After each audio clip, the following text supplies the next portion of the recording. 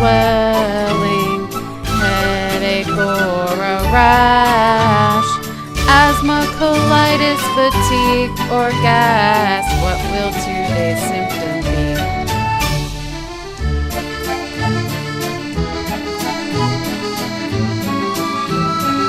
My loopy life with lupus. Hi guys, so it's day 18 of Lupus Awareness Month, and today's video is going to be another article that I found to be quite interesting. And it is called The New Normal, Adjusting to Life with Lupus. So let's just dive right in and read it. Janice Wolfe Easley's life before lupus was a swirl of activities, exercise, sailing, volleyball on the beach with her husband, and 60-mile breast cancer walks. For more than 3 decades, she taught physical education to children with disabilities, but had to retire early because the pain from her disease prevented her from keeping up with the kids. Now at age 58 and nearly 5 years into her lupus diagnosis, any of her daily plans can be upset by the disease. Some days she showers and blow dries her hair for a night out, but then fatigue takes over and she climbs into bed instead. Other days she stays in her pajamas. You get used to the new normal, she says. You figure out what your life is and what adjustments you need to make. Like the 1.5 million other Americans with this chronic autoimmune disease, Wolfe Easley is often in pain. It's like my body is allergic to itself, she says. Antibodies typically protect the body from bacteria, viruses, and germs. But in people with lupus, antibodies can't differentiate invaders from healthy tissues and end up attacking the tissues. Besides pain, people with the disease can suffer from inflammation and severe damage to their kidneys, lungs, heart, and nervous system. The exact cause is not known, but Gary Gilkson, chairman of the Lupus Foundation of America Medical Scientific Advisory Council, says researchers believe the environment, genetics, and hormones are involved.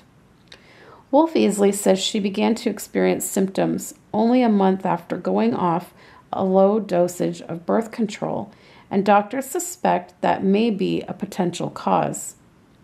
On the day of her interview with U.S. News, she has been up and about. I am feeling rested this morning, she says. I had a good night's sleep. She plans to take a nap later because she organized a dinner with her lupus support group in Alexandria, VA. You don't know what's going to do you in, she says. Awareness gap. For fans of the Fox television series House, Dr. Gregory House's tendency to say it's never lupus when trying to diagnose a disease has become a catchphrase.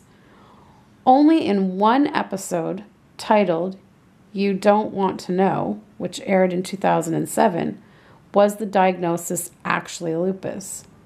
Despite the lupus reference in nearly every episode of House, the debilitating nature of the disease remains widely unknown to the public. It's a very isolating disease because so much of it is invisible, Wolfe Easley says. So many people will look at me and say, "You look okay." They don't know what's going on inside. You don't want to take another step or say another word. The symptoms of lupus vary vastly by individual and can come and go throughout a person's life. Some symptoms mimic those of other diseases, such as rheumatoid arthritis, Lyme disease, or celiac disease. Symptoms include fatigue, headaches, painful or swollen joints, fever, anemia, chest pain, light sensitivity, hair loss, fingers turning white or blue when cold, and mouth and nose ulcers. A butterfly-shaped rash across the cheeks and nose is one of the easiest visible clues doctors have in diagnosing the disease. Women who are of childbearing age are 10 times more susceptible to lupus than men, and Asian, Hispanic, and Black women are 2 to 3 times more likely than white women to get it, according to the Lupus Foundation of America. There is no single test for lupus, though doctors can use an ANA test, which means whether a person's immune system is attacking the body. Still, 15 to 20% of those who test positive do not actually have lupus. A variety of lab tests and observations of physical changes are needed to make a full diagnosis.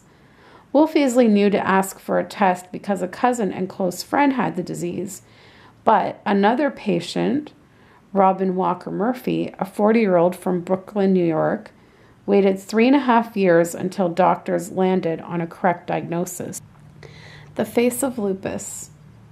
For Walker Murphy, the decision to help spread the word about lupus is one of social justice, she says, particularly because the disease affects so many Black and Hispanic women. She plans to participate in the Lupus Walk in New York in May, only a year after her diagnosis, and has written about her disease on Facebook. Admitting that I had lupus was scary, she says. I didn't want people to tell me that I couldn't do things or that they couldn't expect things from me. She finds her involvement parallels her career as director of early childhood and family programs at the Dream Yard Arts Center in the Bronx, which supports art for social action. Walker Murphy's 1.5-hour commute to work can be a struggle. She has modified her schedule to work from home on Fridays, and she now listens to her body when she needs to rest. I'm learning to be comfortable not doing as much, she says. Her feet, legs, and joints often ache, and she is dreading the summer. The way the sun feels on my skin is as though I'm inside a microwave, she says. She thinks often about her hair, which is thinning and doesn't grow. Clumps come out in her hands when she runs her fingers through it. She knows her hair will eventually be gone, and it bruises her spirit. Managing the disease. While various treatments for lupus exist, there is no cure. Still, Gilkson says people have reason to be hopeful. In February, $230 million in funding from the government and other sources was allocated to the National Institutes of Health to develop new medicines for lupus and other diseases.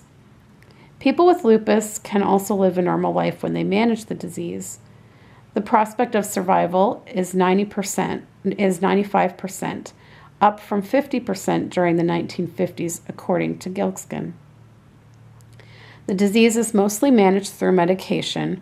Most drugs, however, are not approved by the Food and Drug Administration for the treatment of lupus.